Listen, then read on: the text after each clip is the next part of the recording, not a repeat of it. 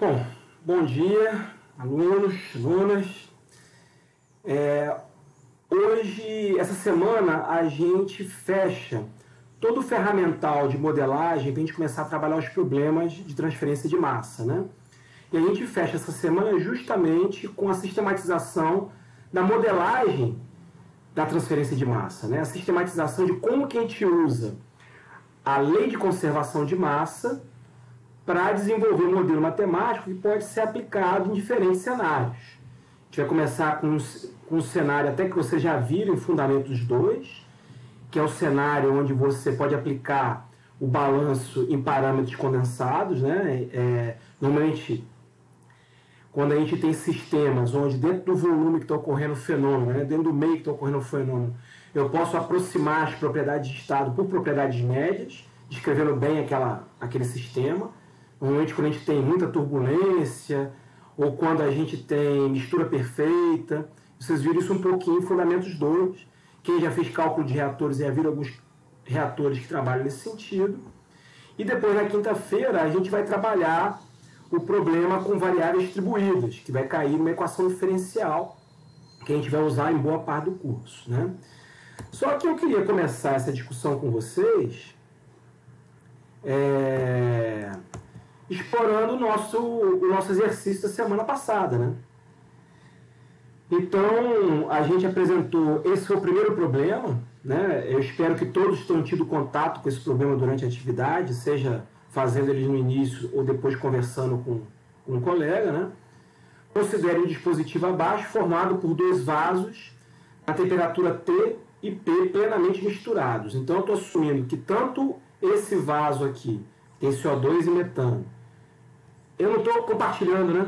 Peraí, deixa eu compartilhar a tela com vocês aqui.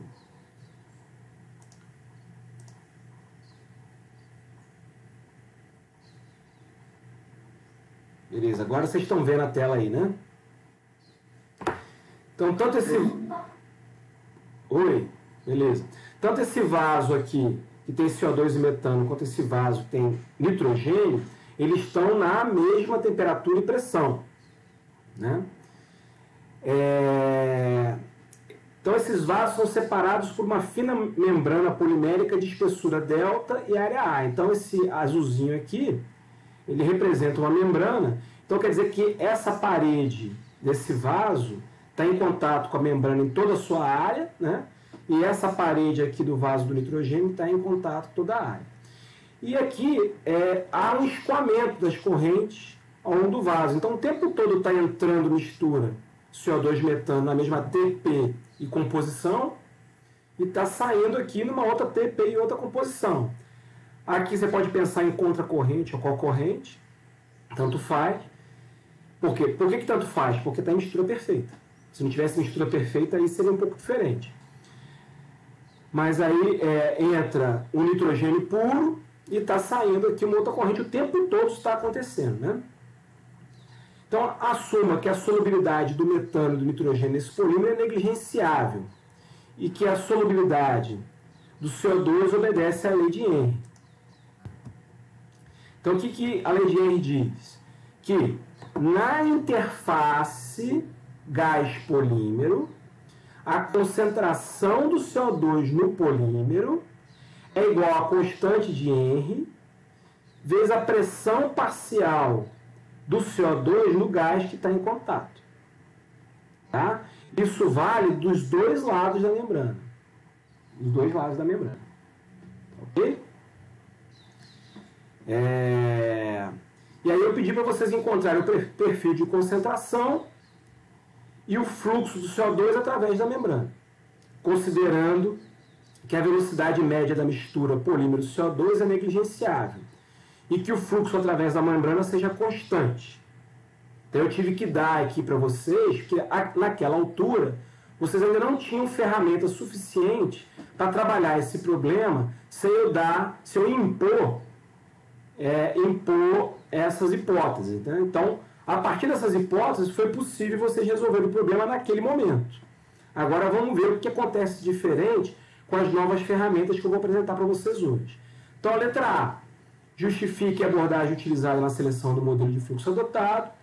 B, quais são as diferenças, né? Quais diferenças deveriam ser adotadas se a mistura polímero CO2 fosse não ideal?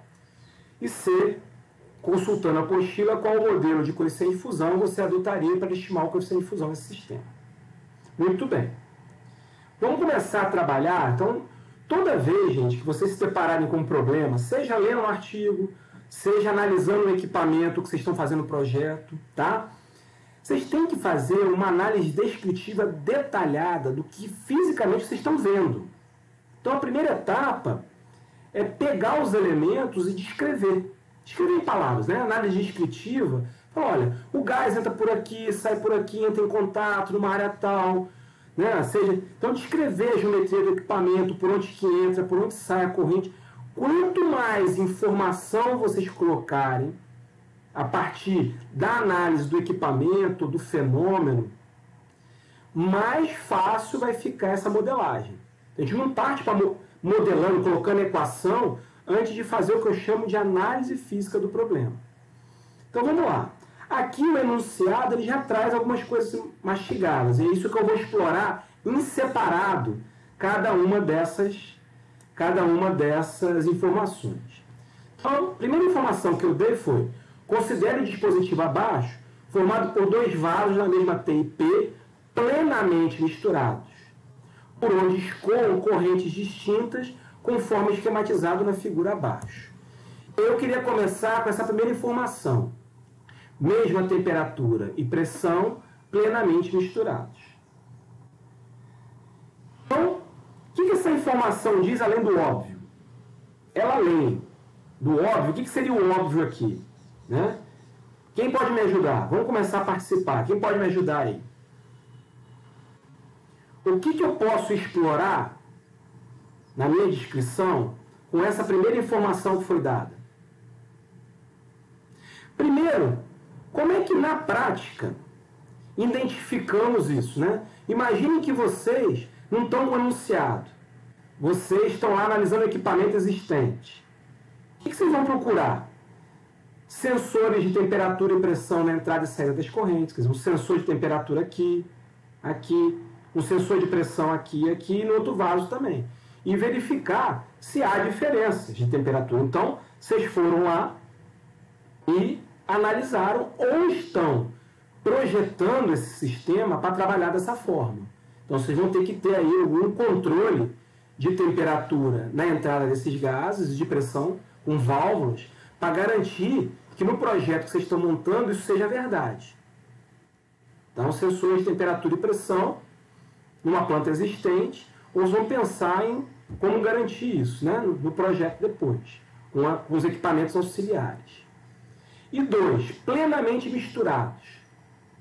Aqui no meu desenho, o plenamente misturado ele está representado por uma hélice que eu coloquei aqui no equipamento. Né? Mas como é que eu podia, num problema de escoamento, assim, dentro de vasos, não é bem hélice que a gente coloca. Como é que a gente poderia garantir uma mistura perfeita aqui? Como é que vocês imaginam? Aumenta a vazão. Aumenta a vazão. Né? Vamos misturar. Mas se aumentar muito a vazão, Carol, o que eu posso dizer é que ao longo do eixo, né, ao longo a área, ao longo, se você fizer um corte transversal, você vai poder assumir mistura perfeita ao longo do corte transversal. Mas eu posso assumir que tem mistura perfeita ao longo de Z, ao longo aqui do escoamento? Porque o que significa para vocês mistura perfeita? Vamos lá. Se eu assumir que todo vaso está em mistura perfeita. Desculpa, Carol, te interrompi. Em todos os pontos eu tenho a mesma concentração. A mesma concentração, a mesma temperatura, não é isso? A mesma velocidade de escoamento é pistonado. Então, se eu só aumentar o Reynolds, eu consigo mistura perfeita no corte transversal. Mas como a membrana está comendo CO2, ao longo de Z não ia ter variação de concentração? Sim. Então, eu teria que colocar defletores aqui, tipo chincanas. Para ele bater, aí bate na parede e volta. não fazer ele sair direto, fazer ele chegar no fundo e voltar e recircular. Entendi. Entendeu? Eu teria que criar alguns sistemas de defletores para provocar mais ainda turbulência dentro desse meio, dentro do tanque. Aí eu poderia garantir mistura perfeita. Então, para vocês assumirem algumas hipóteses, então, ou vocês estão fazendo um projeto novo prevendo essas situações, né? Ou vocês têm que analisar se o equipamento tem esses dispositivos, porque senão a gente vai ter que conduzir essa modelagem diferente. Tudo bem? Isso é que eu chamo de você fazer a descrição do equipamento que te permite fazer hipóteses simplificadoras. Porque assumir mistura perfeita nesse tanque vai facilitar meu cálculo. Legal? Tudo bem essa discussão, gente? Claro que aqui, como uma disciplina de fenômenos, eu vou montar um enunciado para vocês. Vocês ainda não estão envolvendo projetos. Tá? Mas vocês têm que estar sempre antenados que na vida prática o enunciado não vai estar montadinho. Vocês é que vão propor o enunciado. Mas para propor o enunciado tem que estar coerente com o equipamento ou com a situação física que vocês estão querendo modelar. Tudo bem? Então vamos lá. Então a consequência matemática disso aí, a consequência matemática é que é aquilo que a Carol falou. Em qualquer ponto do volume dentro do vaso cinza, eu vou assumir que a concentração é a mesma em qualquer ponto aqui. E a temperatura também já era, né? E o mesmo vale para o vaso de nitrogênio. Eu vou assumir que em qualquer ponto aqui, a concentração é a mesma. Só que a mistura perfeita ainda fala mais. O que você me fala sobre a concentração? A concentração de entrada e saída dos vasos é igual? São iguais? Imagina que o nitrogênio entra aqui e a corrente rica em nitrogênio sai aqui embaixo. A concentração que entra aqui é igual daqui? Não. A concentração da corrente aqui, CO2 metano, que entra aqui é igual que sai aqui?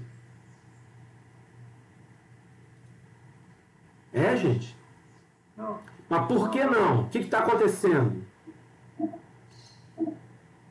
CO2 está passando pela membrana e ele reage. Consequentemente, muda a composição do compartimento. Tá, ele não reage não, tá, Léo? Aqui é tudo físico, não tem reação química não, tá? Ah, é? Tem reação química não. Ele só... Então, está tendo troca de CO2. Na membrana, ela é seletiva ao CO2, ela permite troca. Então, não é. Agora, o que você pode me falar sobre a concentração dentro desse vaso e a concentração de saída? Então, nesse caso, do lado da esquerda, como o CO2 está indo para o vaso da direita, a concentração do CO2 diminui e a de metano aumenta. Tá, mas aqui dentro da mistura perfeita, a gente não chegou à conclusão que era mistura perfeita? Então a concentração em qualquer ponto do vaso é a mesma. Eu quero saber a concentração que está saindo aqui na setinha verde. Ela é diferente de dentro do vaso? Não. Então, o conceito de mistura perfeita é que dentro do vaso a concentração e a temperatura é a mesma em qualquer ponto e é igual à concentração de saída. Professor, Sim. não tinha que ser diferente, já que o CO2 está passando pela membrana? Mas é diferente da entrada. É diferente da entrada. Né? E lembra que está entrando o tempo todo mistura fresca e saindo o tempo todo mistura modificada pela membrana. Certo? Mas como está em mistura perfeita, a concentração de saída é igual à concentração dentro da membrana. Dentro da membrana, não, desculpa, dentro do vaso. Esse é o conceito de mistura perfeita. Tá? Mas vamos lá, vamos avançar um pouco mais. Então, eu sei que não foi pedido para vocês para fazer o balanço nas câmaras, mas a gente vai fazer agora. Tá? Não foi pedido. Mas você seria capaz de fazer um modelo que permita acompanhar a taxa de CO2 e metano que segue na tubulação na saída do vaso cinza? Tá vendo aqui essa setinha verde aqui? Até coerente com a corzinha da pergunta? Você saberia desenvolver, a partir das informações que a gente tem na mão, um modelo que me dá o quanto que está saindo de mol ou de massa de CO2 e metano por tempo aqui nessa saída? Vocês saberiam, gente?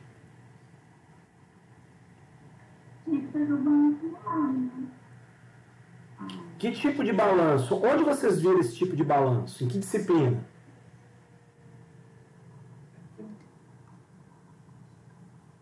Eu tenho um valor daquele de massa. Em reatores eu usei mais molar. Isso, mas vocês viram isso, mas tanto, gente, molar e mássico é a mesma coisa. É normalizado pela massa molar, né?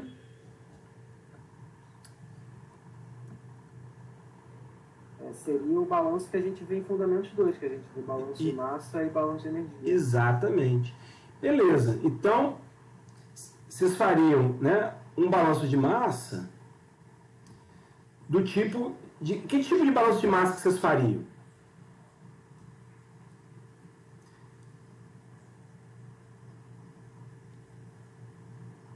Hein, gente? Que tipo de balanço de massa que vocês fariam? Como que vocês fariam? Qual a primeira etapa desse balanço de massa?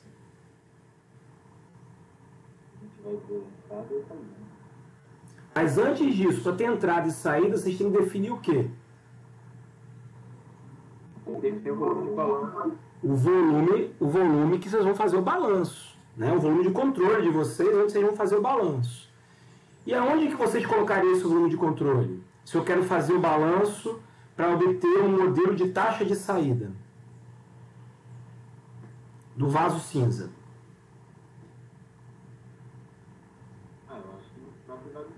Exatamente, Léo.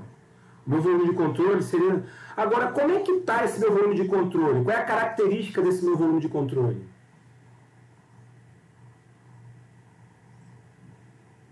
Que foi dado no próprio enunciado que a gente discutiu até agora.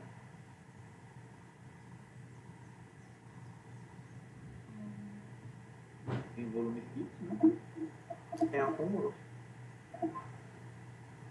Não sei, tem? Tem reação. Vem cá, isso por enquanto vocês ainda não têm certeza, mas o que vocês têm certeza da descrição desse vaso cinza? Como é que ele está? Temperatura, mistura ideal. Mistura ideal a gente ainda não falou, mas tudo bem. A gente já pode começar a assumir isso. Mas qual é a característica marcante dele? Que está no enunciado, marcadinho aí no slide. Plenamente misturado. Está plenamente misturado, né? E qual é a característica de um volume de controle plenamente misturado, que a gente também discutiu agora?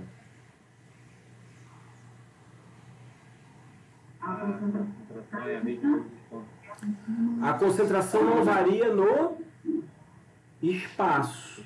Então, que tipo de balanço que a gente faz? Parâmetros agrupados, parâmetros condensados ou parâmetros distribuídos? Se a gente pode representar por uma concentração média no volume.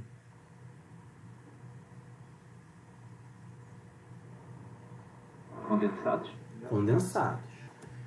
É o que a gente chama de balanço macroscópico. Tá?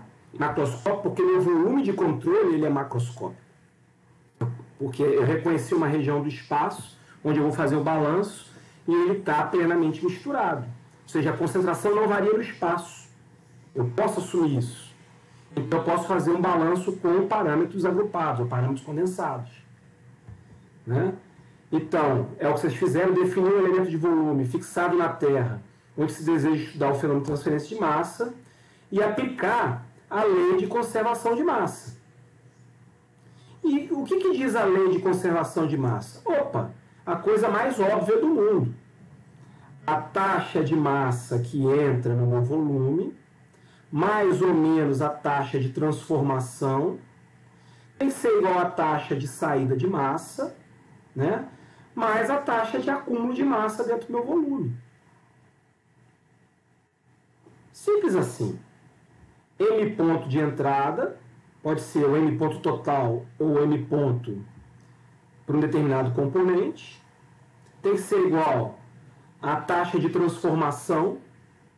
Aí taxa de transformação só vale para o componente, porque quando eu faço total, a massa se conserva, então mesmo que haja alguma se houver reação química, se o caso dessa taxa de transformação for uma reação química, desaparece. Se não for reação química, a gente tem que ver como é que a gente representa essa taxa de transformação. A taxa de saída é o ponto de saída, que pode ser o total do componente, e a taxa de acúmulo é a variação da massa total ou da massa daquele componente no tempo, entre o intervalo de tempo de observação. Certo? Lembre-se que a lei de conservação de massa, ela vale para a física newtoniana, né? Então, o fenômeno de transformação de massa e energia da física de Einstein, né? Essa equação não é válida dessa forma. Então, vamos voltar para o nosso problema. Qual é o nosso volume de controle? Vocês já mataram. Vocês conseguem ver aqui marcado de verdinho a câmera cinza? Dá para ver aí? Sim. Tá fraquinho, mas acho que dá para ver, né? Então, vamos lá. Como é que fica o nosso balanço de massa? E aí vocês vão fazer o balanço de massa para quem? Qual que você acha que é o balanço de massa que vai ser útil para a gente agora? CO2. Vamos fazer para o CO2? Pode ser. Fazer um balanço por componente. Então, como é que fica? Então, descreva o que está acontecendo aí dentro, assumindo a lei de conservação de massa. Como é que fica, então?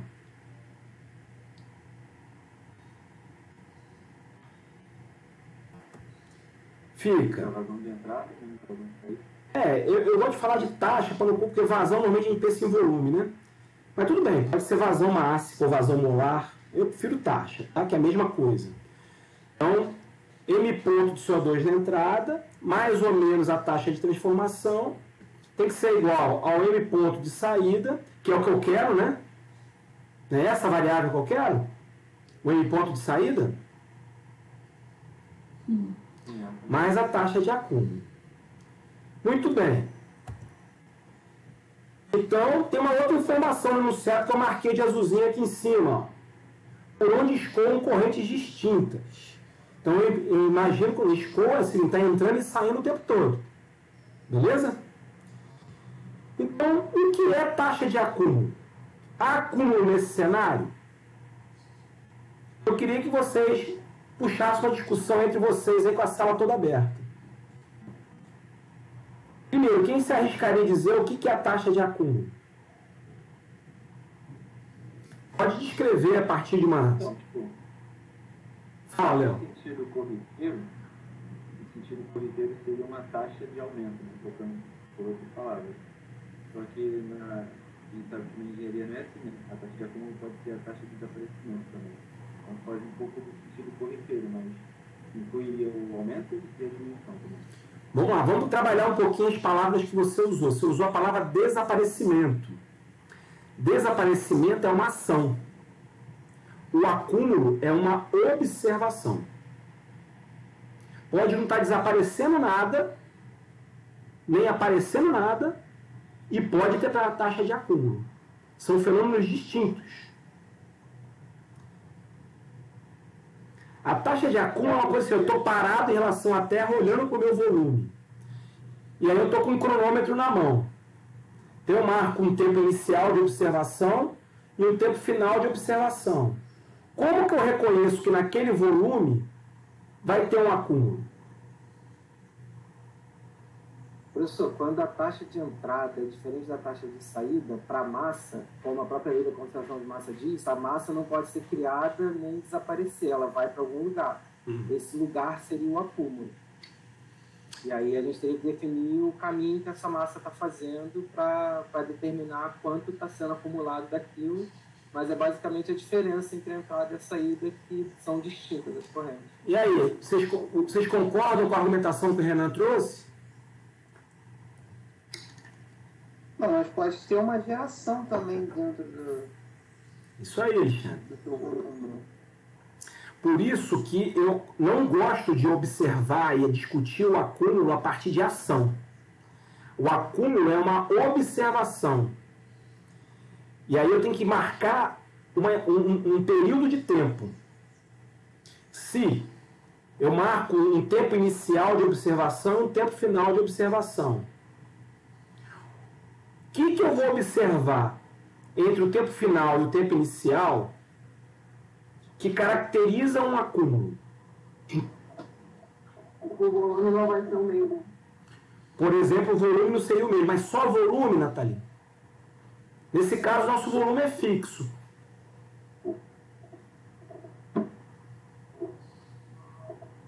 Eu estou fazendo um balanço por componente. Mesmo se eu fizesse um balanço global. A massa não vai ser a mesma. A massa não for. Então, eu estou olhando para o meu volume cegamente, eu estou olhando ele como uma caixa preta, então eu não estou observando os outros fenômenos de entrada, saída, transformação. Mas o fato é que quando eu acionei o cronômetro, eu tirei uma amostra, eu observei o volume, como a Nathalie colocou, né? Medi o volume, tirei uma amostra e medi concentração e o Rho total. Para a gente pensar em balanço global e balanço por componente. Levei para o cromatógrafo e joguei para o piquinômetro. Aí, esperei passar um tempo. Aí tirei uma outra amostra para ficar mais geral no mesmo ponto, que aqui é relevante porque é mistura perfeita, mas para ser mais geral, no mesmo ponto que eu tinha tirado a primeira amostra, eu tirei uma outra amostra, observei o volume, tá? Pode ter variado ou não, peguei essa amostra, joguei para o cromatógrafo e medi no piquinômetro. Se o volume variar, se a concentração variar ou o Rho total variar, significa que a massa ela variou com o tempo ali dentro. Tá? A massa variou com o tempo ali dentro. Se a massa variou com o tempo, tem acúmulo. Eu tenho que contabilizar a variação da massa, seja total, seja daquele componente que eu estou analisando, ao longo do tempo. Nesse caso aqui, está sempre entrando a mesma quantidade de CO2 e metano, sempre saindo a mesma quantidade de CO2 e metano aqui. E o que a gente falou da taxa de transferência através da membrana?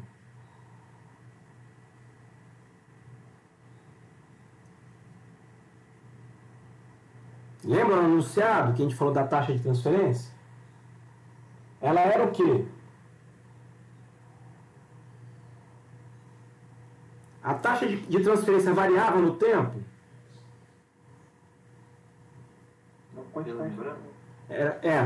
Porque assim, o CO2 ele entra por esse dispositivo, entra por aqui, ele sai por aqui, mas ele pode sair também pela membrana, ele sai do vaso que vocês estão analisando, não sai por ali? Sai. Né? Então, mas não é tudo constante? Entra sempre a mesma quantidade e sai pelas fronteiras as mesmas quantidades? Sim. O vaso não está em mistura perfeita? Sim. Então, tem acúmulo nesse cenário? Dentro do vaso cinza?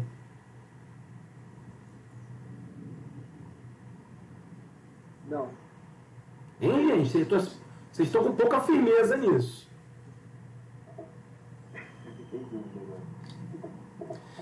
É simples, Léo. Todo mundo para e pensa. Imagine que eu tenho um amostrador no meio dessa câmera. Porque ela pode ser mistura perfeita, ou o amostrador pode estar em qualquer lugar ali. Está entrando e saindo o tempo todo coisa dali. E a saída é pela membrana e pelo fundo. Se eu, no tempo zero, eu tirei uma amostra, variou o volume? Variou o volume de controle? Não. Não. Não. Essa amostra vai estar na mesma concentração de CO2? Vai estar na concentração de CO2, certo? Beleza. Sim, vai estar numa... Se depois de um tempo você tirar outra amostra, vai estar diferente? Não, vai estar... Então tem acúmulo? Está tendo variação de concentração lá dentro? Não. Não. Então não tem acúmulo dentro do meu volume de controle. Certo? Então eu posso desprezar a taxa de acúmulo no meu balanço. Então, aí está o balanço simplificado. E agora? Quando eu falo em taxa de entrada de CO2, é o que entra pelo tubinho aqui. Quando eu falo em taxa de saída, é o que sai pelo tubinho aqui embaixo. Certo? Eu pergunto para vocês, vai ter taxa de transformação? O termo aqui ideal era taxa de geração, o termo de geração, que é o que o André usou com vocês lá em Fenômenos 2, se eu não me engano. Não foi esse termo que ele usou? Termo de geração? Só que de energia? Foi. Então, aqui a gente pode usar por analogia, ao invés de ser termo de transformação, a gente pode falar termo de geração. Tem, nesse nosso cenário, tem termo de geração? Não. Está tendo reação química dentro do meu volume de controle? Não. Não. Mas não está faltando uma informação aí? Não seria a taxa de CO2 que atravessa a membrana? Isso, Rafael, está faltando isso. Eu tenho que avisar isso para o modelo. Eu tenho que avisar. A membrana não é uma reação química, como o Léo sugeriu quando ele falou lá que a membrana reage. Não é uma reação. Mas a membrana faz o papel de um comedor de CO2. Ele faz com que o CO2 desapareça do volume de controle ao longo do caminho, não faz?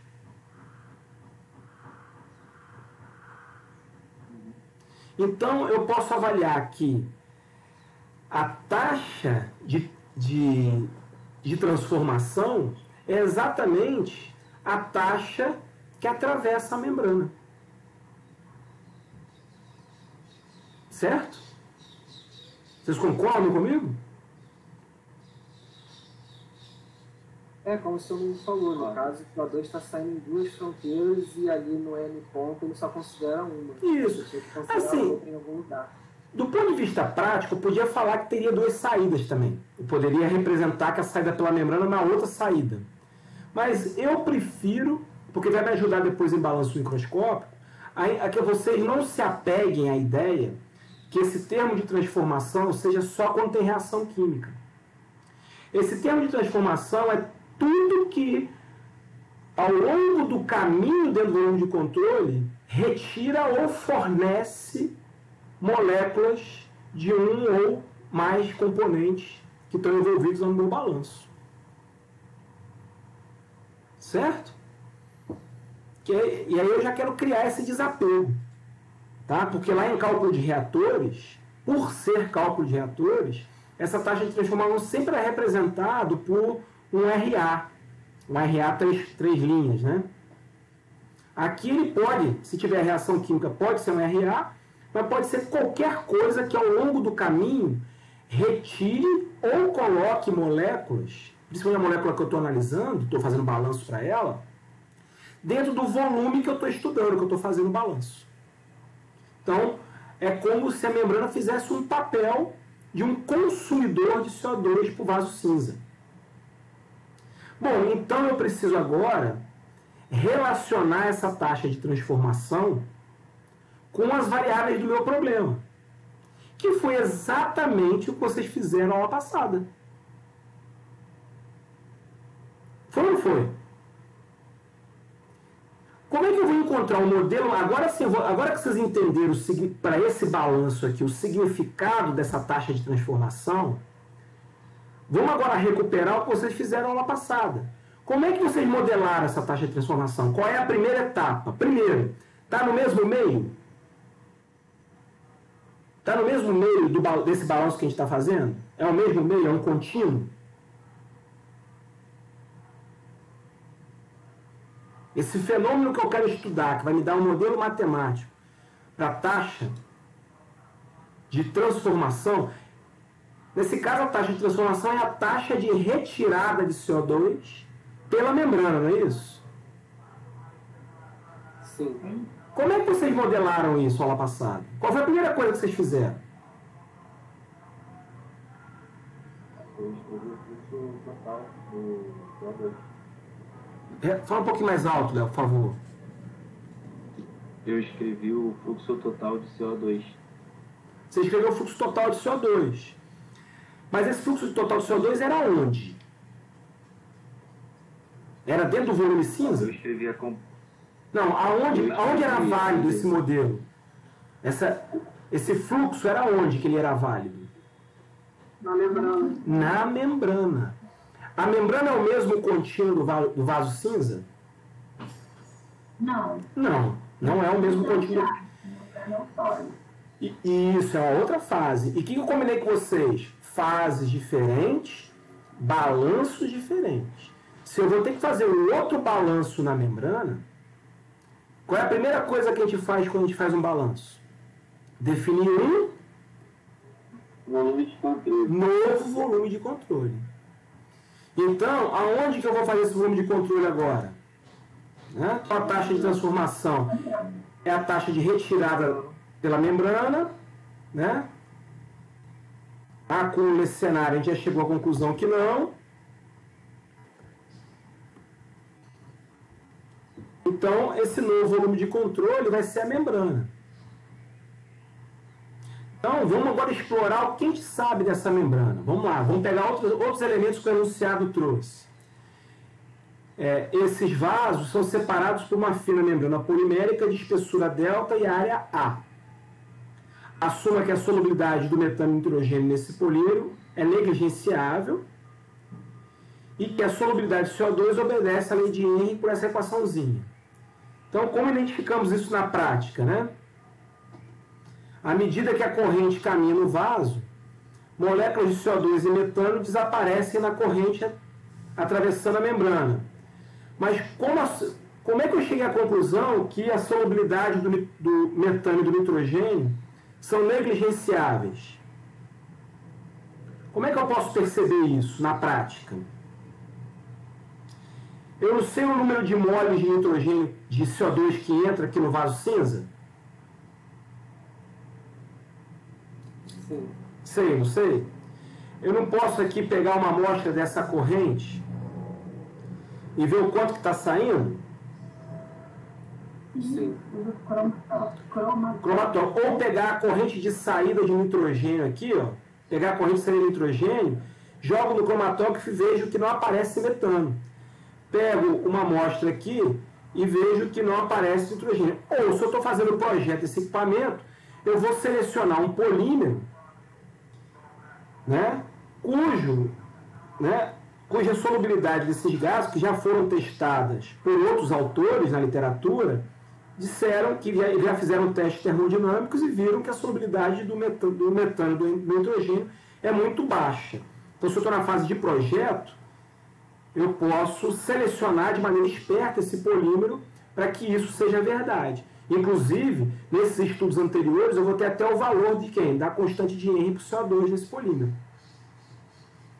Então, poder impor isso ao projeto significa selecionar adequadamente o material da membrana. Vocês concordam comigo? E para selecionar, eu vou precisar fazer uma revisão da literatura e ver das membranas comerciais aquelas que tenham essas características, baixa solubilidade de metano e nitrogênio, né? E aí eu vejo qual é a constante de Henry que o cara fez o teste lá e viu o CO2. Tudo bem, gente? Entenderam? E na hora que eu montar meu equipamento, eu tenho que garantir que não passa metano nenhum para cá e que não passa nitrogênio nenhum para cá. Beleza.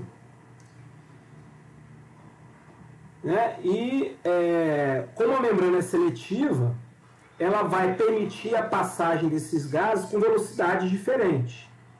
Então o CO2 vai ter uma velocidade atravessando essa membrana, o metano vai ter uma velocidade e o nitrogênio vai ter uma velocidade. Qual vai ser a velocidade do nitrogênio e do metano?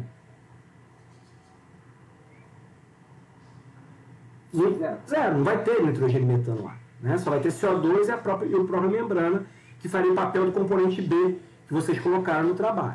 Beleza. Qual será o nosso volume de controle para modelar essa taxa de desaparecimento? Agora, quando a gente fala em taxa de desaparecimento, a gente voltou o nosso olhar para a câmara cinza. Mas vocês concordam que tudo que desaparece na câmara cinza é o que aparece dentro da membrana? Então, a taxa de desaparecimento da câmara cinza, ela é igual à taxa de entrada na membrana? Então, se eu tiver... Então, que variável que eu quero calcular para encontrar essa taxa de desaparecimento? Qual é a variável que eu quero encontrar? Se eu já conheço a área de troca. Hã? Fala, Rafael. A taxa de entrada de CO2. Isso, a taxa de entrada de CO2. Mas se eu conheço a área, ao invés de taxa, eu posso ter um modelo de quê? De fluxo.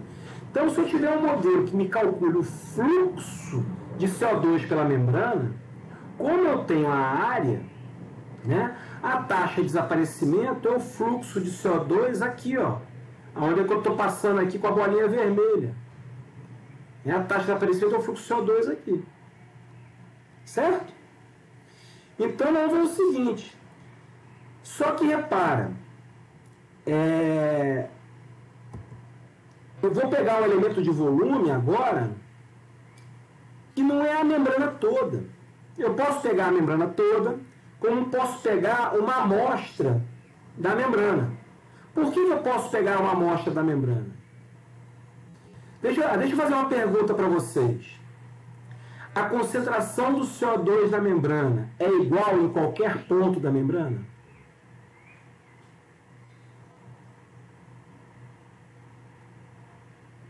Sim. É? Ao longo do plano, ao longo da área transversal, sim. Ao longo do eixo em direção ao nitrogênio, ela vai mudando. Opa, então a resposta sua foi ótima. Então eu posso dizer que a membrana está em mistura perfeita? Não. Não posso dizer que a membrana está em mistura perfeita. Mas eu posso dizer que os fenômenos de transferência de massa que ocorrem na membrana são iguais? Ou seja, tudo que acontece da mesma forma em cada ponto. A intensidade é diferente, mas o balanço que eu posso fazer num pedaço, uma amostra de um volume da membrana, eu posso colocar esse elemento de volume em qualquer ponto da membrana, porque o fenômeno é o mesmo, ou essa membrana é heterogênea? Essa membrana tem um pedaço aqui que tem buraco. Não, você pode dizer que é sempre o mesmo fenômeno em cada pedaço. Se eu assumir que a membrana é isotrópica, ou seja, que ela é idêntica em todos os pontos, eu posso dizer que os fenômenos que ocorrem são os mesmos em qualquer ponto dela. A intensidade é que vai ser diferente, ou seja, as variáveis vão mudando, como você me falou. A concentração ela varia ao longo do Z. Bom, então eu vou pegar uma amostra, e aí nessa amostra eu vou fazer um balanço igualzinho eu fiz, um balanço macroscópico. Né? Descreva o que está acontecendo nesse outro contínuo. Né? A gente pode assumir mistura perfeita, vocês já disseram que não. Né? Então eu vou pegar essa minha amostrinha aqui, vou dar um zoom nela. O que está acontecendo? Então esse zoom começa em Z, né? Termina aqui em Z e delta Z. Então, em quais direções eu reconheço o gradiente de concentração? Se ela não está em mistura perfeita, se ela não está em mistura perfeita, é porque tem variação de concentração nela. Essa variação de concentração, você reconhece em todas as direções?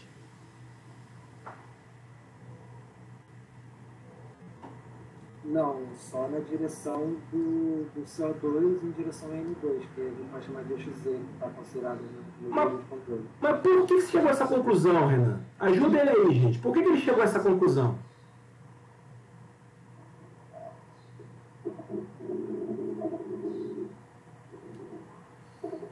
Porque como os vasos estão em mistura perfeita, aqui na interface, ó, a concentração aqui é igual aqui, olhando pelo gás, tá? Que é igual aqui, que é igual aqui, que é igual aqui, que é igual aqui. O outro vaso está em mistura perfeita. Então a concentração aqui é igual aqui, que é igual aqui, que é igual aqui, que é igual aqui. A membrana é idêntica, os fenômenos que ocorrem são idênticos porque ela é isotrópica. Então, eu não tenho gradiente ao longo desse eixo. E nem do eixo entrando na tela. Por quê? Porque está em mistura perfeita. Então eu só conheço diferença de concentração daqui para cá. Então só tem gradiente de concentração, qual é a única direção que o fluxo vai ter? O fluxo de CO2. Qual é a direção que ele vai assumir? Direção Z. Na direção do gradiente? Perfeito. E qual sentido? Então, da esquerda para a direita, né? Contrário ao gradiente. Maravilha. Perfeito, Léo. Na direção do gradiente, no sentido do negativo do gradiente. Se eu coloquei Z aqui, coloquei Z mais ΔZ, significa o sentido positivo do gradiente, né? Quer dizer, uma coisa é o sistema de coordenadas, outra coisa é onde eu reconheço a maior concentração para a menor concentração. Então, o fluxo ele vai apontar da região de maior concentração, que é no contato aqui com a mistura CO2-metano, para a região de menor concentração. E aqui Z mais ΔZ. Então o fluxo tem esse sentido, essa direção e esse sentido. Agora eu preciso de uma expressão para o módulo, né? Bom, se a gente já discutiu que dentro dos vasos não tem acúmulo e que não acontece modificação na membrana ao longo do tempo, eu posso assumir que o regime é permanente. Vocês já me disseram que só há gradiente no eixo Z, não é isso? Só há gradiente no eixo C, por quê? Porque os vasos estão em mistura perfeita. E ao longo do caminho, né, quando a molécula de CO2 ela cruza a fronteira Z e vai caminhando no sentido AZ mais ΔZ, ela sofre algum tipo de desaparecimento? Ou aparecimento? Tem transformação de CO2 ao longo desse caminho? Tenha. Não. Enquanto ela está caminhando entre Z e Z mais ΔZ, tem algum cara comendo CO2 ou cuspindo CO2 ao longo do caminho ali? Não, dentro da membrana não. Então tem termo de transformação? Não. Então como é que fica o nosso balanço?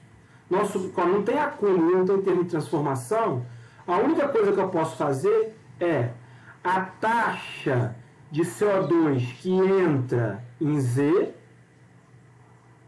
mais ou menos zero de transformação, tem que ser igual a taxa em Z mais ΔZ mais zero de acúmulo.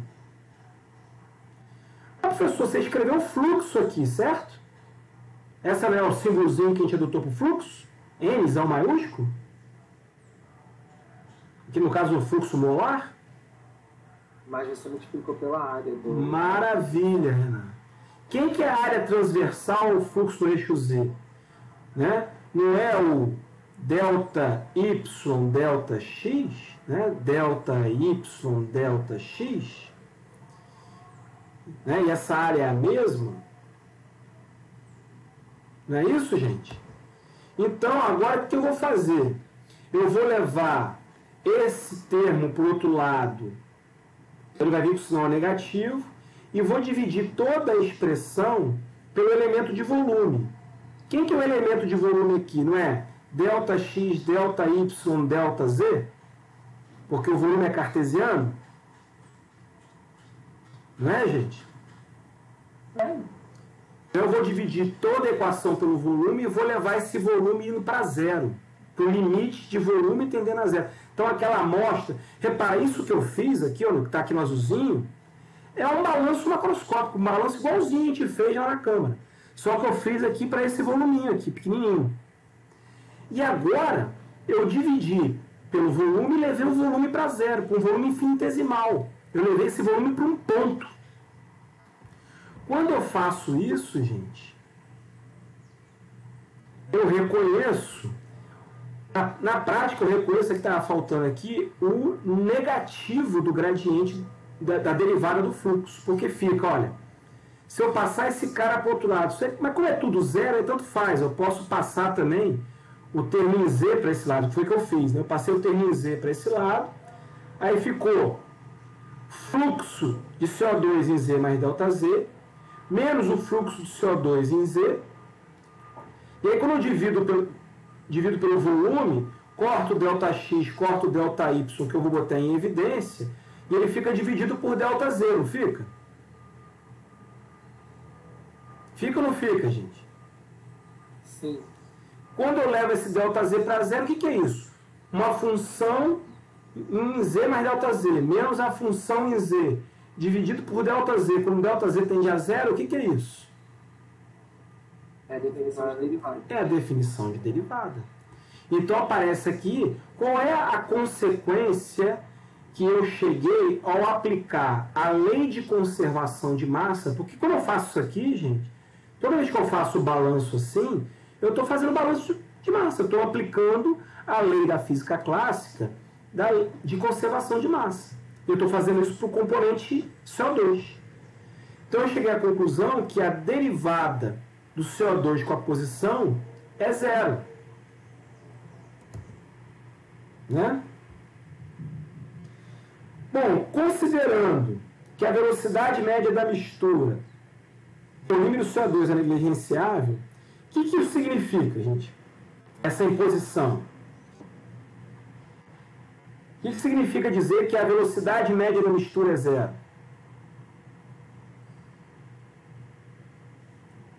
Não vai ter fluxo convectivo, o meio não vai influenciar na velocidade do... Perfeito. Repara que nesse caso aqui, gente, quem são os componentes A e B? Nosso volume de controle. A membrana e o CO2. A membrana, que é o polímero que forma a membrana, e o CO2. O CO2 tem uma velocidade absoluta em relação à Terra. A membrana, ela também... Imagina que ela está inchando, que o CO2 esteja inchando. Na verdade, isso é uma aproximação. Tá? Existe sim uma velocidade média da mistura, mas como a solubilidade do CO2 é muito pequena, então essa velocidade, que seria a mistura inchando, ela é muito pequena. Então a gente pode assumir que ela é praticamente zero. Tá? Aqui é uma consideração só para facilitar a matemática. Ela, fisicamente, ela não é tão precisa assim. Combinado? Mas quando a gente tem difusão de gases em meios poliméricos, normalmente a gente assume isso. Então, o fluxo total pode ser representado apenas por quem? Pelo fluxo difusivo do CO2 dentro da membrana. Tá? Por isso que eu troquei aqui o fluxo total pelo fluxo difusivo. E foi o que vocês fizeram lá na prática. Né? Então, olhando aqui o zoom, esse foi o resultado que veio do meu balanço de massa. E essa abordagem está sendo útil para a gente? Que abordagem agora que eu vou usar para representar o fluxo difusivo? Variáveis agrupadas ou variáveis distribuídas? Parâmetros agrupados ou distribuídos? Aí eu dei uma ênfase numa coisa que saiu denunciado aqui.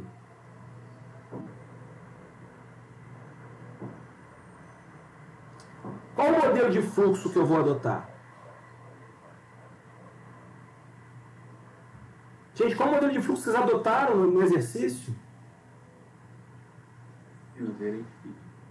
Você usou Ledific. Então você usou parâmetros distribuídos ou parâmetros agrupados, condensados? Agrupados. Não aparece. A Ledific não aparece uma derivada no espaço? A Ledific aparece uma derivada no espaço, gente. dx dz. Ou gradiente de x. Isso é parâmetro distribuído. Ou seja, você vai ter informação variando no espaço. E faz sentido a gente usar essa abordagem para esse volume de controle na membrana? É razoável? Sim, Porque a membrana Porque vocês conhecem a geometria, vocês sabem onde é que está o contorno. Tem um contorno aqui, tem um contorno aqui, separado por uma distância delta. Vocês conhecem essa área é A. Então vocês sabem exatamente a geometria do meio que vocês estão fazendo o balanço. E conhecem os contornos, né, o valor das propriedades no contorno. Ou tem alguma informação que relaciona com as informações de fora. Então, eu posso fazer um balanço mais detalhado, usando parâmetros distribuídos. Então, vocês usaram a lei de Fick. Aqui, eu conheço o que acontece nos contornos em Z igual a zero, a concentração dentro do polímero é a concentração dentro do polímero em zero. Em zero, aqui em Z igual a zero, não tem uma interface de fase? Eu não tenho uma interface de fase, gente. Aqui, ó. Em Z igual a zero, a concentração de CO2 no polímero é a concentração do CO2 em Z igual a zero. Esse zero aqui é a coordenada Z. Podia até ter colocado dentro do parênteses zero, né? Ia ficar mais formal. Nessa localidade, eu não tenho uma interface de fase? Tem ou não tem, gente? Responda, por favor. Sim. Temos uma interface de fase. Então, eu posso usar uma relação de equilíbrio de fase, que é essa relação aqui, para relacionar a concentração nesse plano em Z com a concentração do lado de fora. Em delta, eu também tenho outra interface de fase. Então, em Z igual a delta, a concentração dentro do polímero é a concentração dentro do polímero em delta, que é um plano de interface de fase. Então, vale também aquela relação lá, da constante de Henry no polímero. Repara que aqui eu tive cuidado de botar em zero é o equilíbrio da pressão parcial do CO2 no gás 1. Em delta, está em equilíbrio com a pressão parcial do CO2 no gás 2. Essas pressões parciais não são iguais, porque uma é no vaso 1 e outra é no vaso 2. Qual foi o erro que alguns de vocês apresentaram? Vocês aplicaram a lei dos gases para o C, dentro da lei de Fick, e integraram a variável de integração substituindo essa equação de Henry. Cara, a variável de integração, gente, é aquilo que você está integrando em Z. Então você está dizendo que a lei de Henry vale dentro de todo o polímero. E não é verdade. Fisicamente não é verdade. Por acaso vocês chegaram ao mesmo resultado. Mas vocês cometeram um erro físico. Porque isso aqui é uma relação de equilíbrio termodinâmico. Só vale na interface de fase. Então, lá no modelinho, vocês poderiam substituir aonde? Nos limites de integração. Porque os limites de integração, vocês não estavam integrando de zero a delta? Vocês não estavam integrando de zero a delta, gente? No problema? Sim, sim. Então, os limites de integração é a concentração em zero. Opa, a concentração em zero representa uma interface de fase. Aí eu posso substituir. O limite não era a concentração em delta, o outro limite? Opa, em delta tinha uma interface de fase, então eu posso substituir. Mas a variável de integração, não. Vocês não podem substituir. Só deu certo porque H era constante. Se H variasse com composição, vocês iam errar a questão. Vocês iam errar o modelo. Porque o equilíbrio de fase só vale na interface de fase. Gente, aqueles que cometeram esse errinho entenderam agora? Sim, ela vai entregar em cima da concentração. Sim, entendi. Sim, entendi também. Rafael colocou a dúvida aqui. Se a membrana fosse heterogênea, teria um termo de acúmulo? Se a membrana fosse heterogênea, aí, meu camarada, a gente ia assumir ela homogênea e o coeficiente de fusão ia ter o erro associado. Porque assim, se ela for heterogênea, a menos que ela seja um sanduíche, por exemplo, se eu tiver, ó, vou fazer ela for composta, né? Eu faço sanduíche, ó, a primeira espessura é de acetato de celulose densa, aí depois ela segue, ela é uma membrana de ultrafiltração de poliéterimida. Então eu vou fazer, cada fatia dessa é um meio diferente, eu vou fazer um balanço em cada meio. Agora, se por exemplo a membrana densa de acetato de celulose tiver uma bolha, tiver um buraco, aí, meu camarada, a gente não tem como modelar isso não. O modelo não vai enxergar isso e o coeficiente de fusão é um coeficiente de fusão efetivo. Talvez, se você aplicar para uma membrana feita com um pouco mais de cuidado, aquele D não vai funcionar. Aquele D vai valer só para aquela membrana que você usou. Se forem várias membranas formando um sanduíche ao longo do eixo difusional, aí cada pedaço de sanduíche é um meio diferente, eu vou fazer um balanço diferente nele. Beleza, Rafael? Respondeu? Beleza, entendido, valeu, professor. Tá. Carol, professor, formo sempre na interface de fase um encontro de dois contínuos? Sim, toda vez que você tiver duas fases diferentes, são dois meios diferentes, vai ter um equilíbrio termodinâmico lá. Quando a gente fala que a solubilidade do CO2, do metano e do nitrogênio é negligenciável, a gente está impondo aí o equilíbrio termodinâmico. Né? Acho que o Márcio deve ter comentado isso com vocês do equilíbrio líquido-vapor. Quando alguns gases eram insolúveis no líquido, a gente impunha na modelagem que a concentração de algum gás naquele líquido era zero, por exemplo. É uma imposição, né, que vai comprometer todo o balanço lá do equilíbrio termodinâmico, mas é uma relação de equilíbrio. Agora, cuidado quando a interface for com uma membrana porosa, porque a entrada do poro ela não representa o equilíbrio termodinâmico. Por quê? Porque ele tá em gás e dentro do poro ele está gás também. A menos que tenha condensação capilar, mas aí é um outro papo. Normalmente você assume que ele continua em gás. O que acontece é que a partir de um certo momento você vai ter uma resistência adicional ao transporte. Por isso que a gente faz balanços diferentes. Mas aí na interface eu não imponho equilíbrio termodinâmico, que era o problema lá da letra B, né? Eu só botei equilíbrio termodinâmico lá na outra atividade quando eu enchi ela de líquido. Aí não, aí eu estava num gás, aí quando ela entrou no poro, ela entrou no líquido. Aí sim, eu tenho uma interface gás líquido que está confinado dentro do poro. Beleza, Carol? Maravilha. Então vamos seguir. Então, por se tratar de uma mistura binária, pode-se adotar em uma primeira aproximação lei de Fick. Então, quando a gente adota a lei de Fick, gente, a princípio a gente está jogando a não idealidade para dentro do coeficiente de fusão. Tá? Porque normalmente soluções poliméricas elas são não ideais. Mas é muito comum a modelagem de membrana. Quem for trabalhar comigo no futuro, numa pós-graduação, inclusive estou com bolsas de iniciação científica disponíveis, hein? Mas esse é um outro papo. A gente normalmente usa Fick, mas a gente pode usar o Stafford-Maxwell, mas a gente pode usar Fick também, lembrando que o coeficiente de fusão ele vai incorporar na modalidade do sistema, né? Então eu vou usar o Fick aqui como a primeira aproximação. Então eu substituo o J pela lei de Fick. Alguma dúvida aqui? Não, né? Espero que a essa altura não. Muito bem.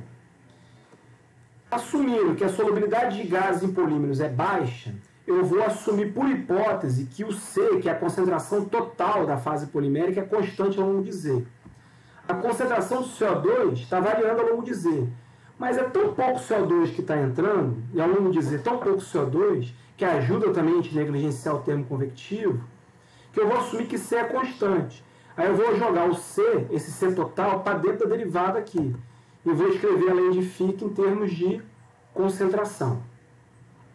Alguma dúvida aqui nessa aproximação que eu fiz? Repara como que eu vou documentando na minha memória de cálculo todas as hipóteses que eu estou fazendo. Mesmo que as minhas hipóteses sejam forçação de barra, eu vou ter um modelo no final e eu vou sempre poder testar esse modelo com dados experimentais, vou poder testar esse modelo.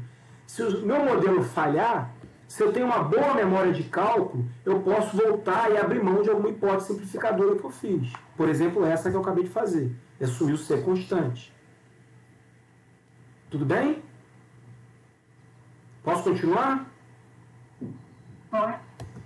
Então, cheguei a essa expressão aqui. Então, repara que vai aparecer uma derivada segunda. Quando eu tenho uma derivada segunda, eu preciso de duas condições de contorno. Eu tenho as duas condições de contorno aqui.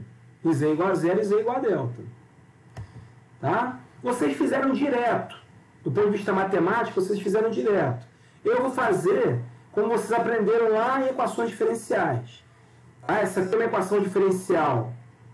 Ela é uma equação diferencial ordinária ou parcial?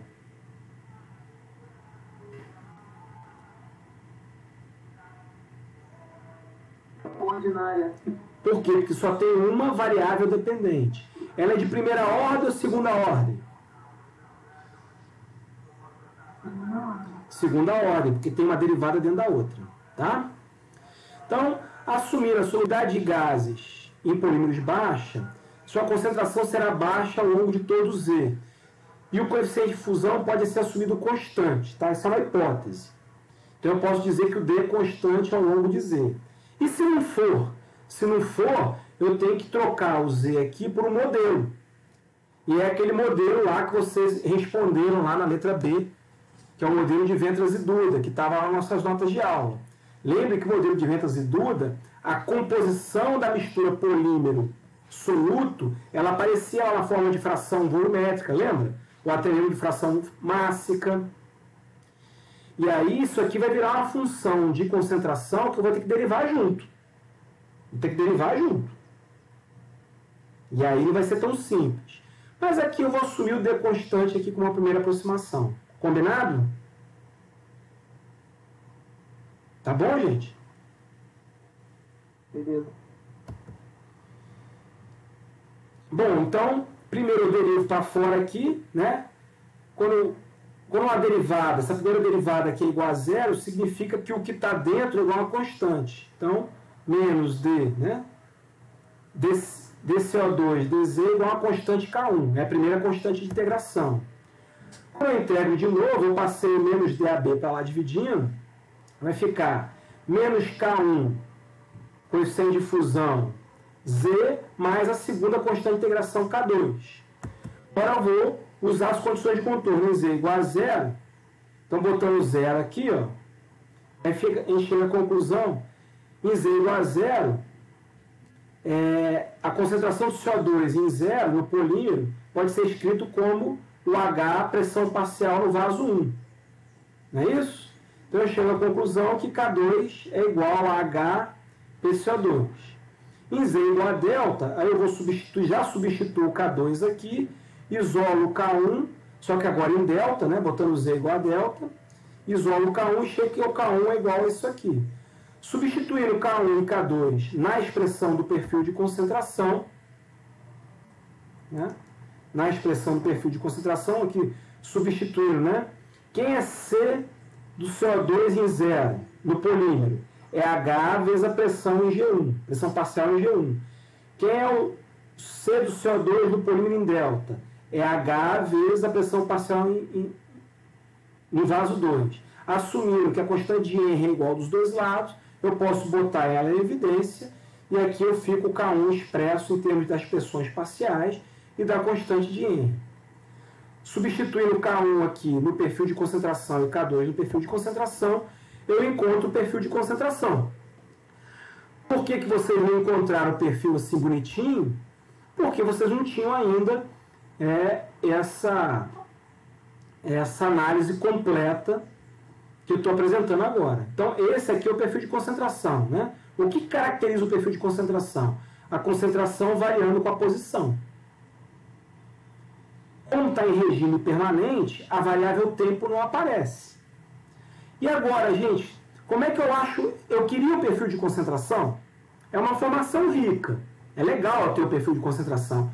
Mas é isso que eu queria para responder lá a minha pergunta inicial, que era saber o quanto do CO2 está saindo do vaso cinza. Tudo isso que eu fiz aqui, análise do polímero, era para quê? Para obter o quê?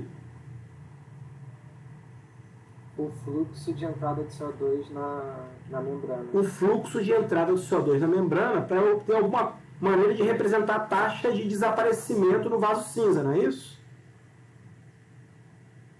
Isso. E aí, como é que agora, a partir do perfil, eu encontro uma expressão para o fluxo total?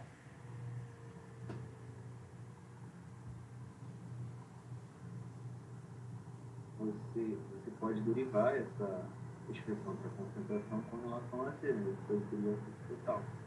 Mas só derivando?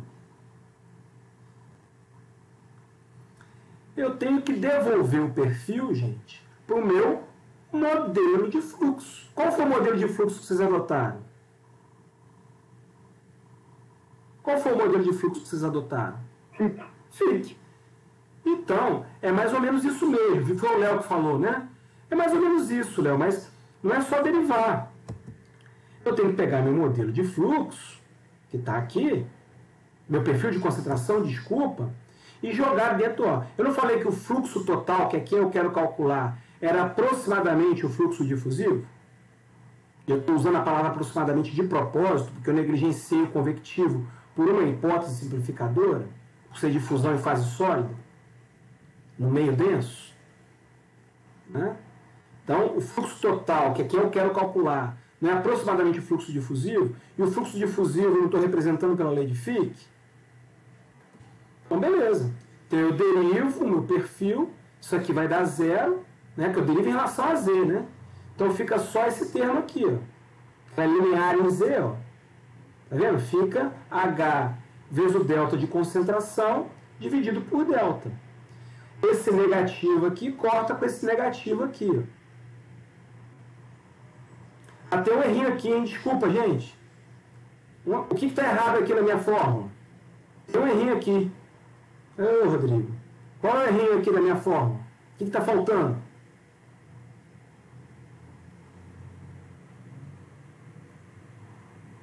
Quem está me acompanhando, moçada? Tem 25 pessoas na sala. Só. O que está faltando aqui no lugar desse o coeficiente de fusão. Está errado aqui. Vamos consertar logo. As notas não ficarem erradas. Não dá para... Vamos consertar. Cadê você?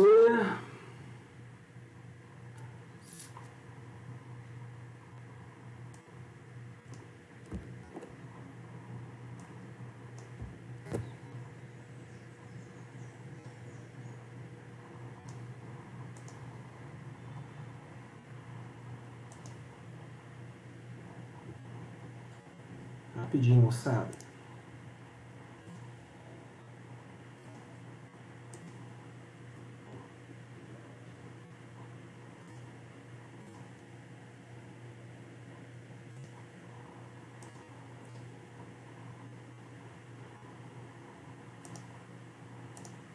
Maravilha. Ué, eu não consertei, gente?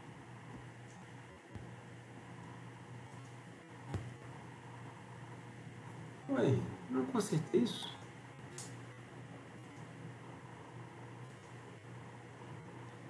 Gente.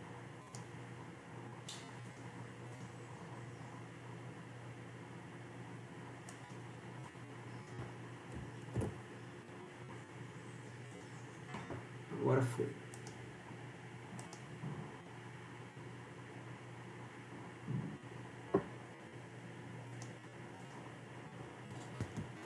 Agora foi, gente. Beleza? Agora está consertado. E quem vai ser a taxa de transformação? Vai ser o fluxo vezes a área que eu conheço. Certo? Vocês estão me acompanhando aí? Professor. Sim. Professor, Diga.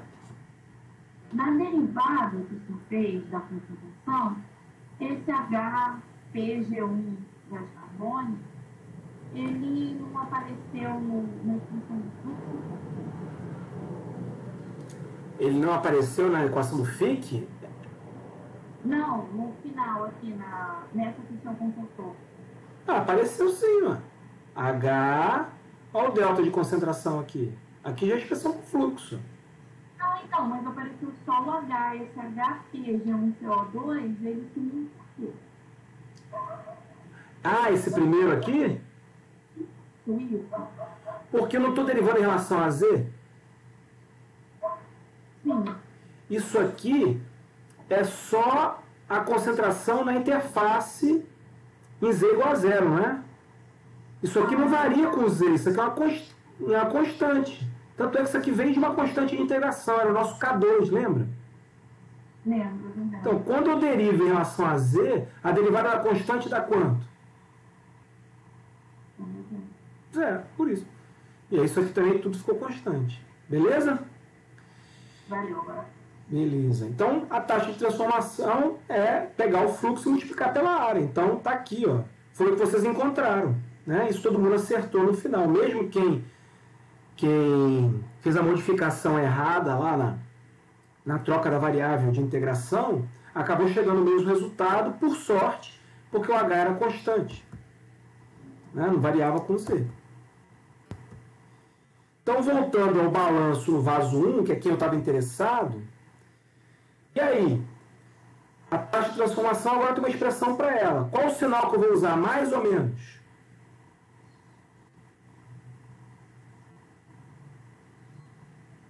Hein, gente? Mais ou menos eu vou usar?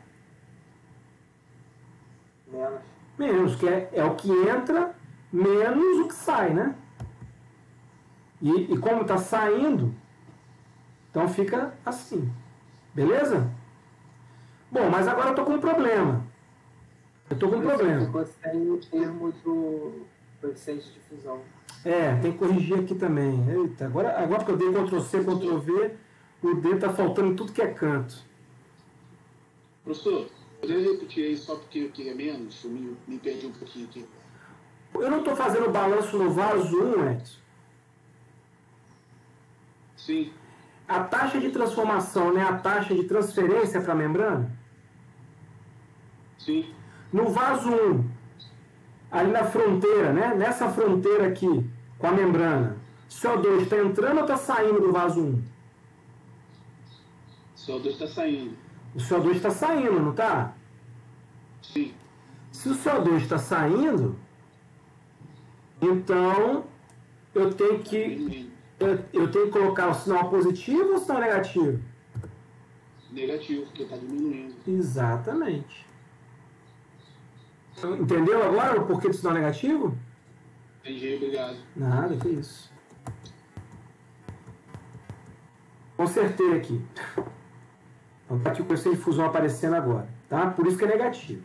Mas agora tem um problema, gente. Repara. Aqui, eu conheço a quantidade de CO2 que entra no vaso 1? A taxa de CO2 que entra no vaso 1? Não. Claro que eu conheço. É dado de entrada. Dado de entrada eu conheço. Não. Né? O enunciado não falava, mas toda vez eu conheço os dados de entrada, teoricamente. E o que é essa taxa de saída de CO2? É exatamente o que eu queria calcular? Sim. Não é? Agora, a pressão parcial do CO2 em G1, que valor é esse? Ela não depende da concentração de saída?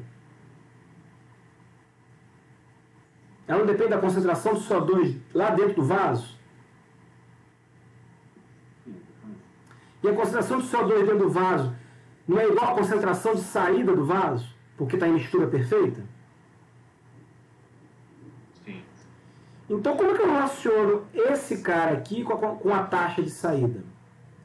Bom, se eu multiplicar e dividir por pressão total, o que é pressão parcial dividido por pressão total?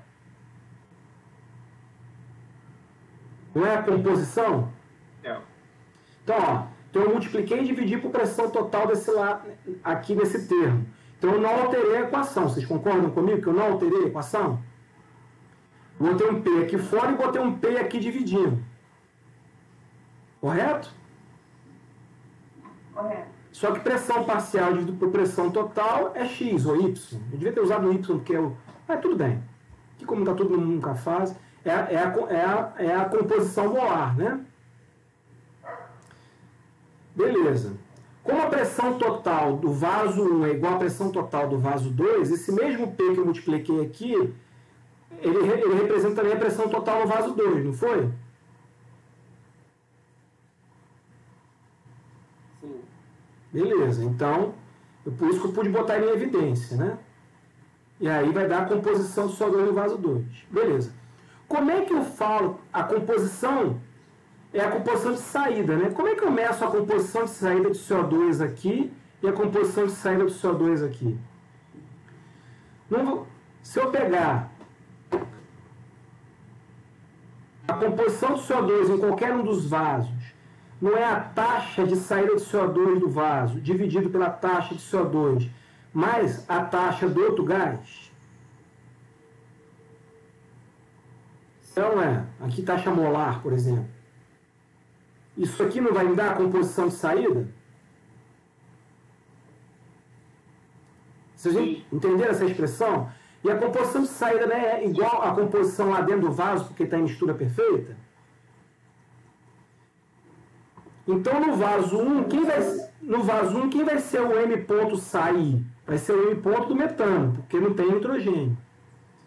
No vaso 2 vai ser o do nitrogênio. Alguém me chamou? Quem me chamou aí, gente?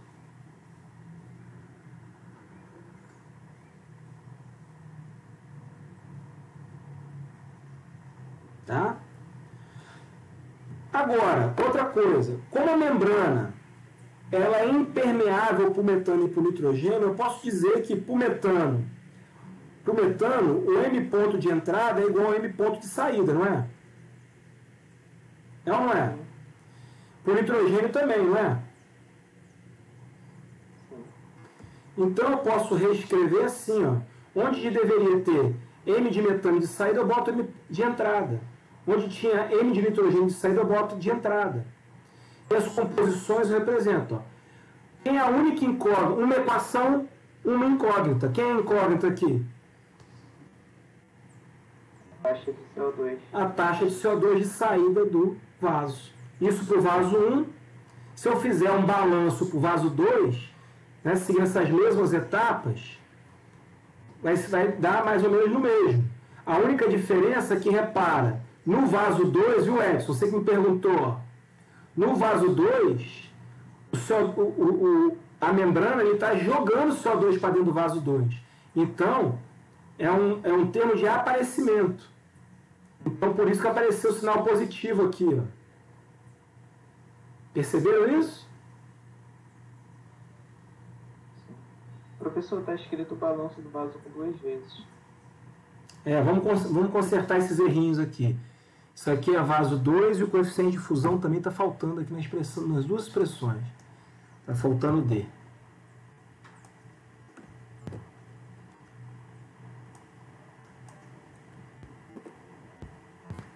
Pronto, agora resolvido.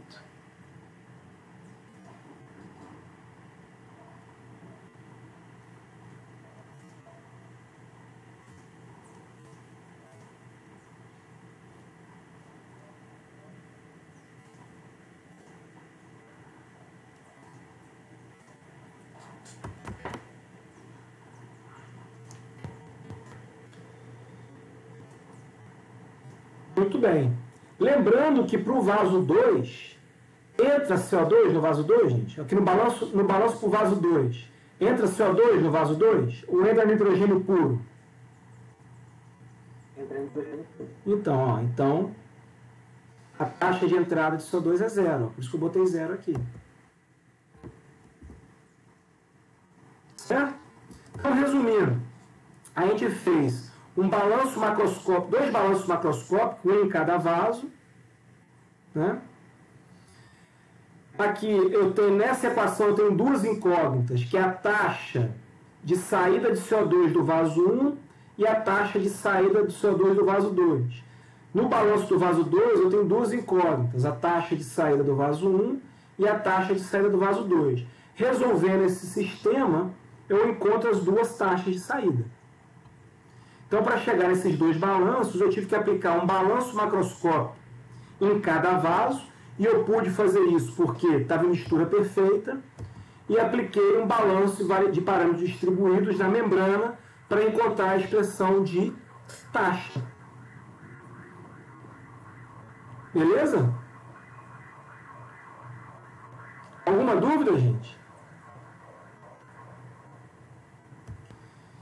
Então é isso. Para mim ficou bem claro. Assim. Então, resumindo aqui, ó, o que é o balanço macroscópico? Né? Fornece apenas informações médias no espaço elegido para observação. Qual foi o espaço elegido? Foi o tanque cinza e o tanque amarelo. Então, como eu faço com parâmetros condensados, eu chego em equações mais simples, equações algébricas. Às vezes aparece, nos casos transientes, vai aparecer uma ordinária no tempo. Né? Então, são equações mais simples, envolvendo uma única variável dependente, que é o tempo, quando for o caso, né? Quando for regime transiente. E a solução é mais simples, mas eu perco a informação lá dentro. Então, quando que o balanço macroscópico vai ser útil? Ele vai ser útil toda vez que dentro do meu volume de controle eu possa assumir que as propriedades podem ser bem representadas por valores médios. Eu posso até adotar uma abordagem de derivada, mas se eu calcular o fluxo, né, o fluxo total, usando a abordagem do K de transferência de massa, eu de novo estou assumindo uma concentração média ao longo daquele espaço. Né? E os modelos microscópicos? Né? Os modelos microscópicos, ou de parâmetros distribuídos, são aqueles que têm uma abordagem mais detalhada do processo, porque envolve as coordenadas espaciais, né? Em coordenadas cartesianas x, y, z, nas coordenadas cilíndricas vai ser o eixo axial z, o raio do cilindro e o ângulo, e se for coordenadas esféricas, vai ser o raio da esfera, o ângulo assim, o ângulo, né, os dois ângulos que compõem a esfera. Vão cair em equações diferenciais parciais, porque pode envolver mais do que uma posição, e além das posições ainda pode envolver o tempo. Então eu posso cair em equações com 4 variáveis independentes, as 3 coordenadas espaciais mais o tempo, no caso mais complexo de todos, né? Então, mas uma vez resolvendo essas equações, eu vou ter os perfis de concentração. Então, toda vez que eu conhecer a geometria, e para mim foi importante acompanhar como que a concentração está variando ao longo do contínuo, se eu quero concentração variando ao longo do contínuo, composição ao longo do contínuo, eu obrigatoriamente vou ter que usar parâmetros distribuídos. Tá? Então, o que a gente fez foi isso. Essa aqui é aquela mesma transparência, e de forma geral, a gente aplicou, né, um balanço macroscópico num volume, vai ser o quê? Massa que entra, mais a massa do componente I que tinha no tempo zero, mais ou menos a massa do componente I que é transformada lá dentro do volume de controle, tem que ser igual à massa do componente I que sai desse volume de controle, mais a massa do componente I num tempo T mais ΔT. Então, essa equação que está na tela agora, gente, é a equação geral de um balanço de massa. Só que está em termos de taxas, né? Está em termos de taxa. A massa, por exemplo, pode ser o ρ vezes o volume. A massa lá dentro, a massa no tempo T0, pode ser a concentração do componente I, né? Lembrando que ρ aqui é concentração. Concentração do componente I, que é a massa do componente I por volume, multiplicado pelo volume. Isso aqui não vai ter dimensão de massa? Isso no tempo T0. No tempo T0 mais ΔT, vai ser o produto do ρ no T mais ΔT, mais o volume, vezes o volume no T mais ΔT. Uma vez que eu estou permitindo variar tudo. E que é a taxa de transformação? A taxa de transformação vai ser uma taxa de transformação no volume, né? O quanto que de componente I que desaparece ou aparece por volume por tempo. E como é que eu sei que esse RI é por volume? Porque eu usei 3 linhas aqui. Quando eu boto 3 linhas no RI, é porque está normalizado pelo volume. Então eu tenho que multiplicar pelo volume no tempo T e avaliar o quanto que o tempo de observação, né? Quanto tempo eu observei, que é o ΔT. Isso aqui vai ter dimensão de massa. A massa de entrada vai ser quem? Vai ser o fluxo de entrada vezes a área de entrada vezes o tempo de observação, ΔT. A massa de saída vai ser o fluxo de saída vezes a área de saída vezes o tempo ΔT. Jogando cada um desses termos na equação geral, né, e dividindo toda a expressão por ΔT, eu tenho a expressão nessa forma. Alguma dúvida, gente? Está quase acabando a aula, já estou terminando. Dê mais uns 5 minutinhos que eu termino. O S de saída é o que mesmo? Você falou? O S de entrada é o S de saída? É a área. Para poder pensar casos desse tipo, que a área de entrada, ó, é diferente da área de saída. Tá vendo? Então, beleza. Quem é a massa de I entrando aqui? Vai ser o fluxo de I, mas fluxo não é massa por área tempo? Então eu tenho que multiplicar pela área, que é o S nessa região, e o tempo que eu fiquei observando, né? No ΔT de observação. Então aqui eu peguei e joguei naquela equação geral, que eu tinha mostrado antes, e dividi toda a equação por ΔT. Claro que eu organizei malandramente, eu organizei os termos, né? Que variam no tempo, eu joguei para esse lado da equação. E aí aqui ficou tudo que está independente de ΔT.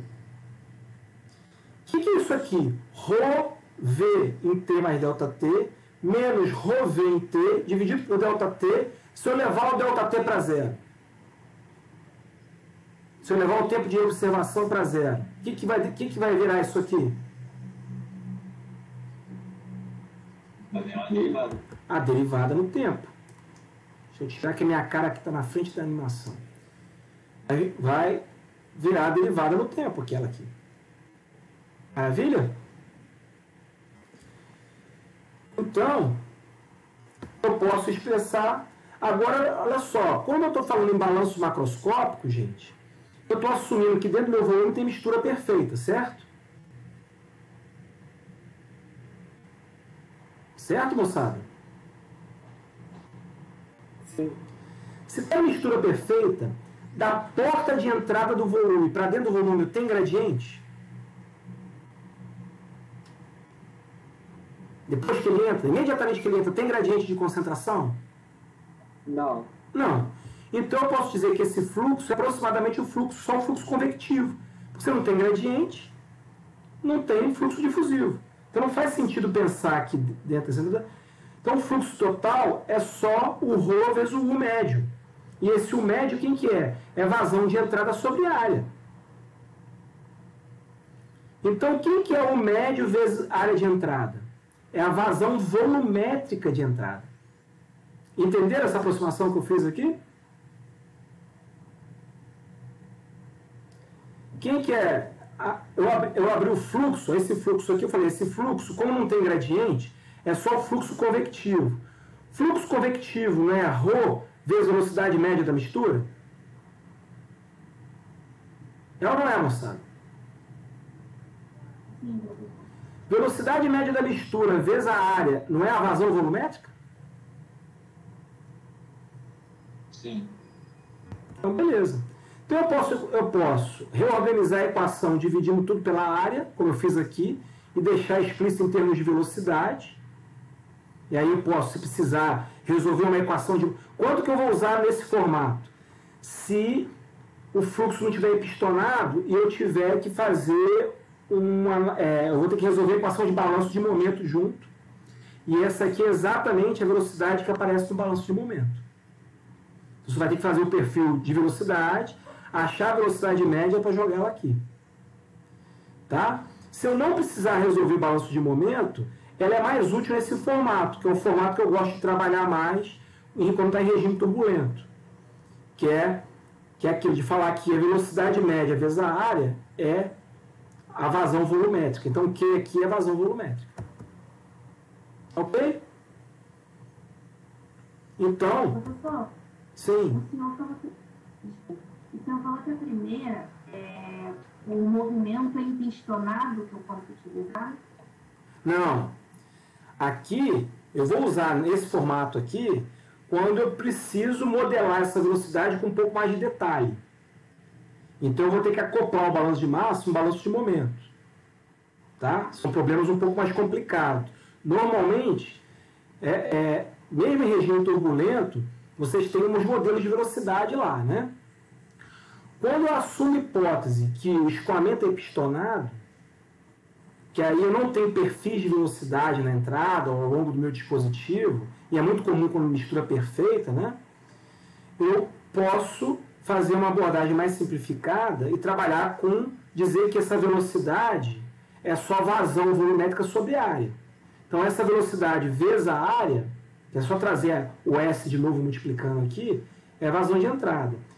Repara que botar em evidência também é uma aproximação. Eu estou dizendo que a velocidade na entrada é igual a velocidade da saída. Né? É uma aproximação.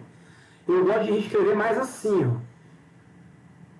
Tá? Porque aqui vai ter o U de entrada vezes a área de entrada, aqui vai ter o U de saída vezes a velocidade de saída. Mas aqui eu estou assumindo uma aproximação que na entrada eu posso assumir que a velocidade é vazão sobre área. Tá ok? Mas olha só, a maioria esmagadora dos nossos problemas vai dar para resolver por essa equação aqui mais simples, tá? Tanto é que eu só trabalho com vocês, permitindo vocês usarem essas equações aqui mais simples. Bom, vamos lá. Se eu trabalhar, repara, eu fiz isso aqui, esse balanço é para o componente I, certo? Não é para o componente I? Eu posso fazer agora, aplicar o operador somatório sobre todos os componentes. Aplicar o somatório sobre todos os componentes. Repara que eu estou trabalhando aquela equaçãozinha da esquerda. Vocês entenderam o que eu fiz, gente? Eu apliquei o somatório, como a derivada da soma é a soma das derivadas, o operador somatório pode entrar para dentro das derivadas. E aqui eu estou aplicando sobre todos os componentes. Quem é o ρI quando você aplica para todo o somatório sobre todos os componentes? É o ρ total da mistura, né? Então isso aqui vai me dar o balanço de massa, em termos de ρ total. Agora repara, gente, antes de eu botar aqui, quando eu estou trabalhando em base mássica, a massa não se conserva. Então, se eu somar sobre todos os componentes os RIs, em base mássica, tem que dar zero. Vocês não concordam? Porque o que transformou do componente I gerou de componente J. Porque a massa se conserva. Então, quando eu somo as taxas de transformação, se for reação química, né, de todos os componentes I, isso aqui tem que dar zero. Por isso que apareceu zero aqui na equação global de massa. Agora, quando eu faço em base molar, não necessariamente vai dar zero. Por quê? Porque eu não tenho conservação molar, que vai depender da estequiometria da reação. Tá? Aí isso aqui vai depender, esse carinha, vai depender da estequiometria da reação. Tá? Então, por isso que normalmente eu gosto de trabalhar com os balanços globais em termos máximos. Se houver reação química, eu tenho que tomar cuidado. Como que eu vou operacionalizar quando eu faço em base molar. Então, gente, eu vou terminar a aula por aqui. Então, a gente desenvolveu o balanço macroscópico, o balanço por componente. Eu acho que esse finalzinho foi meio corrido, mas a gente desenvolveu bem lá no exemplo. Eu acho que está bem cumprida essa missão. E aqui eu apresentei também, né, o balanço global. Olhando para a expressão dessa forma, ficaria ρ total vezes vazão total de entrada, menos ρ total de saída, vezes vazão total de saída. Esse termo vai para zero, e aqui apareceria ρ total dentro da derivada. Tá ok? Então a gente começa a aula de quinta-feira trabalhando mais alguns exemplos aqui, ainda do balanço macroscópico, e eu vou desenvolver com vocês o balanço microscópico. Tá? E a gente termina por aqui a aula de hoje.